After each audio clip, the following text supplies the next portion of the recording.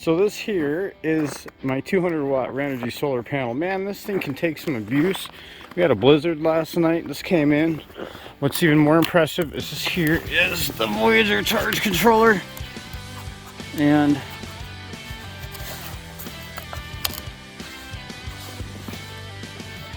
I think it's still going.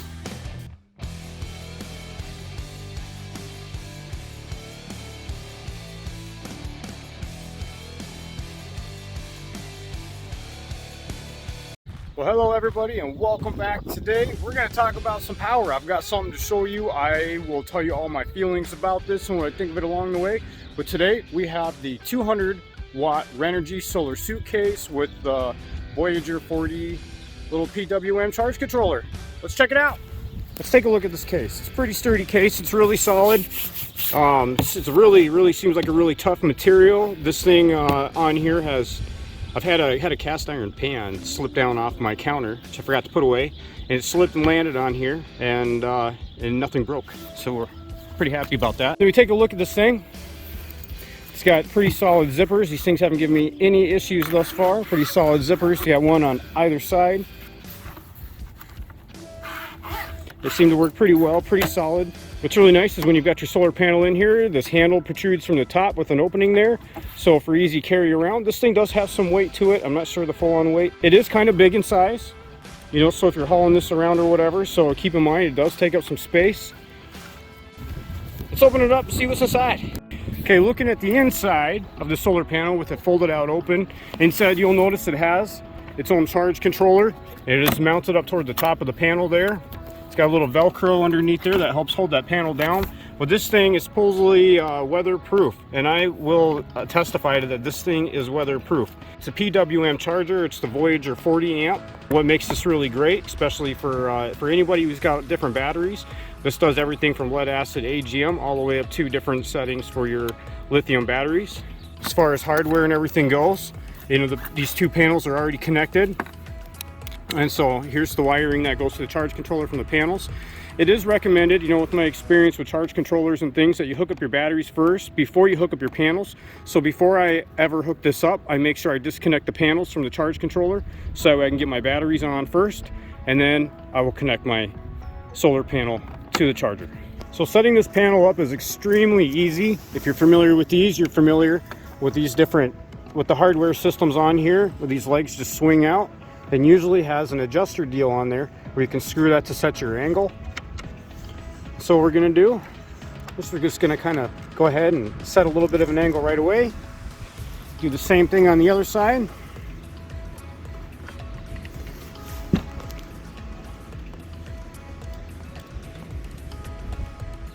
Let's go ahead and tighten that down. And now, especially if you're one person with a camera, you can take and go ahead, come around the other side.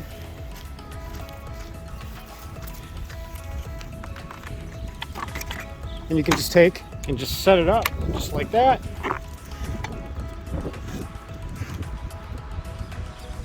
Bam, that's all there is to it. Just pull out the deals, your panel's sitting right up. Sorry about the wind. And you can take from here and just go ahead and adjust them where you would like them from here.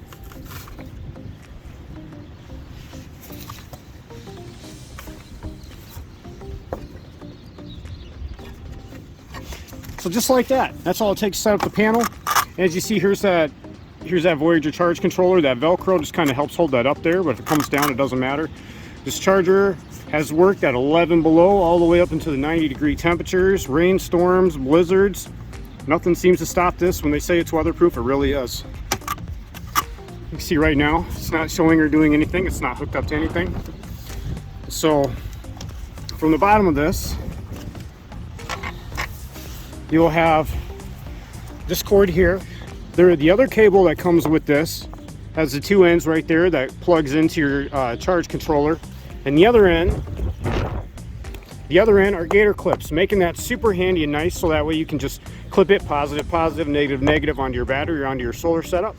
Okay, so what we're going to do next is we're going to take this cable. It's got the gator clips in the other ends, and we're going to, where are you at? We will go and we'll take both these ends together So these connectors will go in just like so. So those connectors will go together just like that, and then what you'll do is you'll connect this to your battery, and then once you've got this hooked to your battery, then we'll come up and we'll connect these two together. Make sure to wait to connect these up until you have your cables to your battery, so that way you don't do anything damaging to your charge controller. Okay, now with the solar charge controller connected to the batteries, as you can see, that's going, telling the volts there now. So now we can go ahead and connect our solar, these guys here, we can connect these now to the charge controller. Again, these are the clips, you can't mess them up, they only go one way, positive for positive, negative for negative. Just like that, with everything connected, you're good to go. As you can see, the sun's kind of setting down in my area at the moment, kind of got some clouds coming in. We got some cold weather moving back in moving back in again. As you can see, we already got snow and stuff, so I don't know if it's gonna bring snow, but you know, today was 40s and tomorrow I think is gonna be like a low of negative a lot. So, and I think like a high of 1 or 0. I have noticed from time to time that I have had to take and tighten up this hardware that's on here. You know, these legs, they go back and forth and they move around, and it's tilting this thing around for the sun. Some of this hardware tends to get a little loose. Not a big deal, just take your wrench and just tighten them up.